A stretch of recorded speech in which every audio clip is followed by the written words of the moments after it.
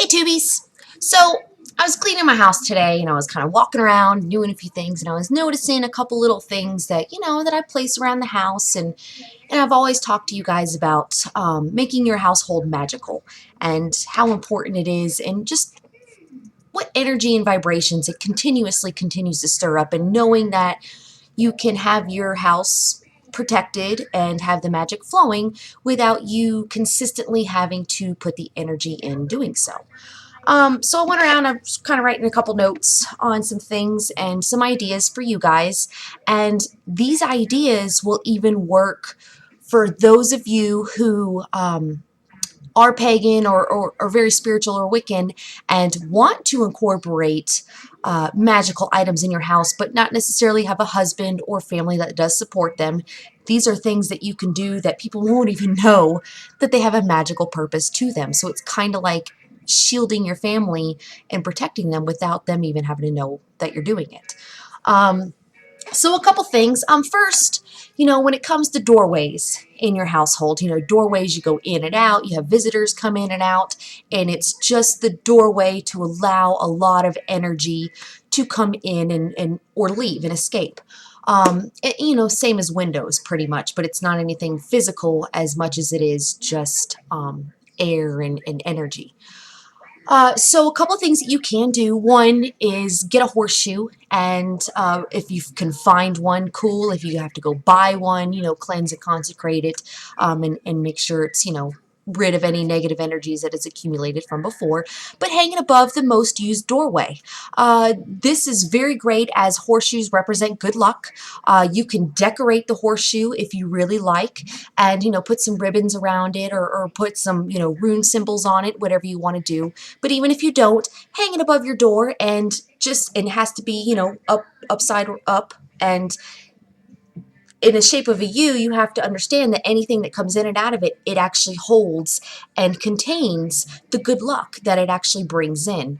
Another thing for your door is it's tricky, but if you can get a small little bell and hang it to where anytime your door opens, it won't do it when it closes, but anytime your door opens, it clips the bell a little bit and it gives it a little ring, and that really just stirs up prosperity, money, luck, and really just sends some awesome vibrations out into your house and just kind of continually renews that energy in your household.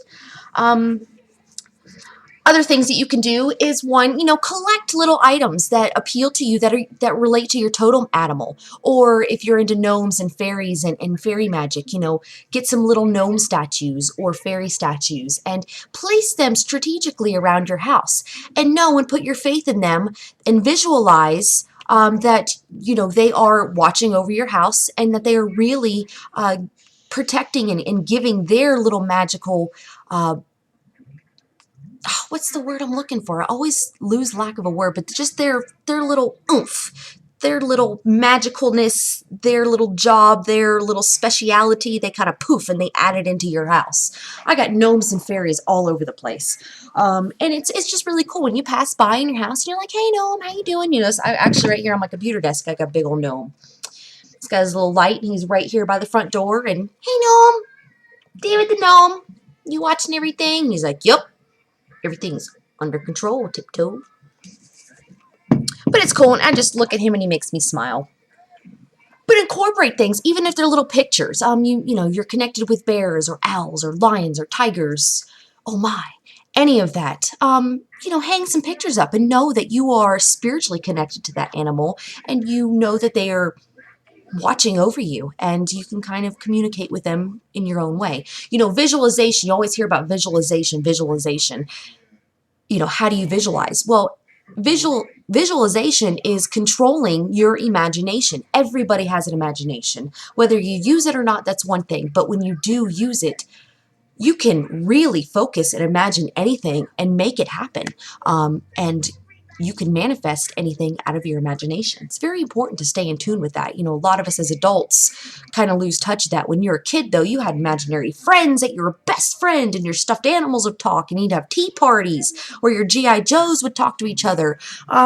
You did have an imagination at some point or another, either dust it off and use it again, or continually develop and always use it. It's like a tool that's very important in your magical life. If you are lucky enough to have a fireplace with a mantle, oh, so jealous, but if you do have one, incorporate magic into your mantle. You can place some nice little decorations of cast iron pots, a cauldron of sorts. If not, get some special little pieces of wood that you collect, that are elm and ash and pine and oak and all these different kinds of woods, and toss them into your fires every once in a while, and just add fuel to the flame. And also on the mantle, put these little magical items that you have collected, things that mean most to you, pine cones that you have collected, cool driftwood that you really like, the pictures of your totem animals that you really like, bells, candles, dried flowers, anything that you would like. And that really kind of makes it a altar in the living room, and nobody knows so. They just think it's a very nice decorated altar. Also, take advantage of times that you do burn a fire and it's on a special occasion, whether it be Yule or just during a romantic night at home and a relaxing night that you're having with your family or your husband, or even your kids. And once the fire burns out the next morning, go in and collect the embers left over, or even some of the ash left over from the fire, and put it in a jar and keep that and hold on to that energy. And you could use it at a later date in a spell or protection spell, or use it just as an addition to your magical cabinet.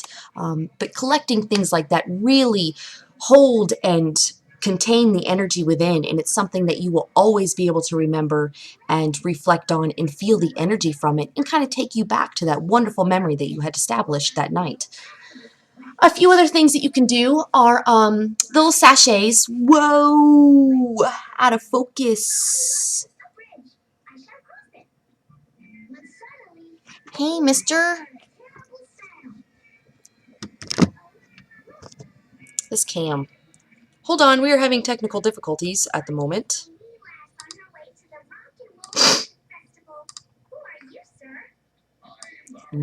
There we go. Holy crap, that was wicked. Okay, so another thing you can do is the little sachet. Damn it. Ugh. Joys of unediting videos. Little sachet bags. Fill them with salt. Fill them with different things, but salt is a good one, and hang them on your doorknobs. You can put some stones in them that have to do with protection and or prosperity, or whatever your little forte is, and hang them on your doorknobs as just a symbol of protection, fertility if it's your bedroom, different things like that. But that's a little thing that you can add to your doorknobs. Now, there's some old lore that says, if you find a key, or if you have an old house key that you never use anymore, regardless, you come across this key or you have a key, it is bad luck to throw the key away. Apparently, it represents you forgetting your past, lost paths, all kinds of different things. So I cannot tell you how many keys I have, and I actually give mine to Buddha. But there are a couple that I do have around the house and that you can use. One of them is you can put a key in your bedroom if you are not able to have a dream catcher, and hang it upside down so the pointed key part is actually faced up, and it's supposed to banish away nightmares. You can tape it to the bottom of your bed behind the bedpost if you have to hide it, or just simply enough put it on your wall. And you can decorate it with some ribbons and make it a nice little centerpiece if need be.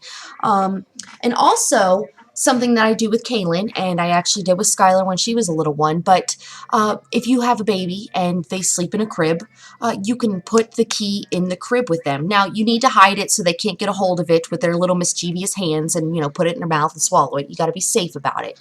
But, put it underneath their mattress or something. But keeping a key in the crib really helps fairies. And this is an old folklore. I really don't think this is something you have to worry about. But it keeps fairies from being mischievous and actually stealing your child away. This particular little remedy really touched base with me because when I was young, there's a Stephen King movie called Cat's Eye. And it was about this little gremlin gnome thing that was just evil, and they thought it was a cat that stole away the kid's breath, but in fact it was this little gremlin thing that came out of the wall and tried to steal the child's breath at night. Held on to that for years, still haven't forgot about it, still creeps me out. So therefore I protect my babies for God knows whatever reason of anything trying to come and steal my kid away, because I will really fuck you up. Last but not least, well, hold on. About another thing is when it comes to plants, add some plants into your house. Even just a couple. Add an aloe plant for healing, and it's something that's beautiful. It's easy to take care of. It grows, and if somebody gets a cut or a burn, it's a medicinal plant you have on hand all the time. And besides herbs in your kitchen window and drying herbs and kind of hanging them out, or herbs on your front porch, other people really want to add other plants to really make their house look pretty and feel magical and actually serve a magical purpose. Orchids are really wonderful. They are great for love enhancement, spiritual enhancement, and emotional support.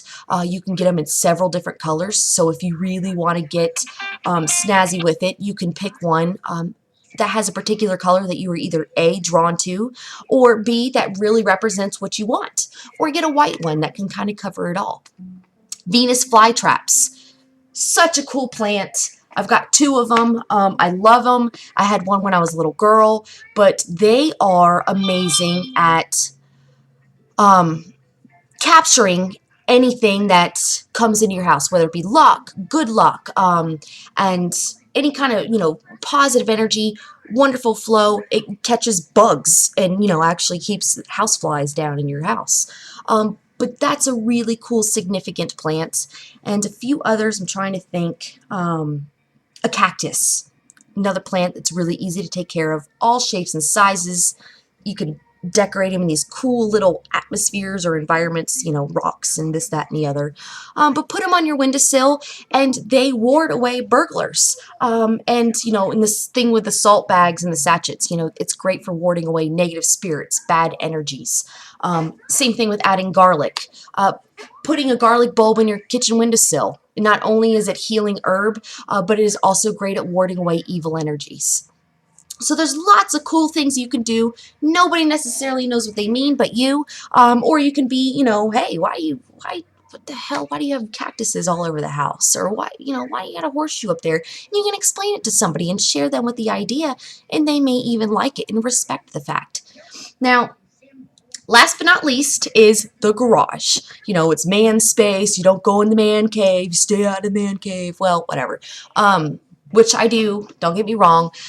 But as a woman, you still want to protect your man and the household and kind of anything that goes on in there, and, bad energies being stirred up and then just being, tracked into your house after you do all this hard work of keeping your house swept and clean mundanely as well as swept and clean, spiritually. But create a witch bottle for the garage.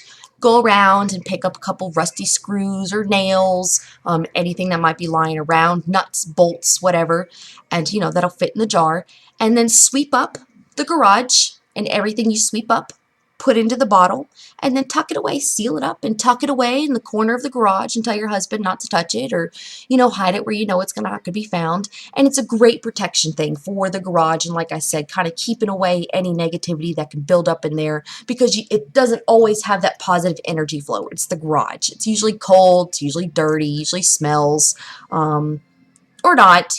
Sometimes you park your cars in there and you're in it every day, but mostly I think that most people don't really effectively use their garages for the purposes that they're supposed to be for. So these are just a few ideas. I really hope this sheds a little light on you guys, for you guys, and gives you a few ideas of things that you can do to add magical items and spirituality and some cool little vibrations into your house. But much love and light. I will see you guys soon, and yeah, love you, tubies.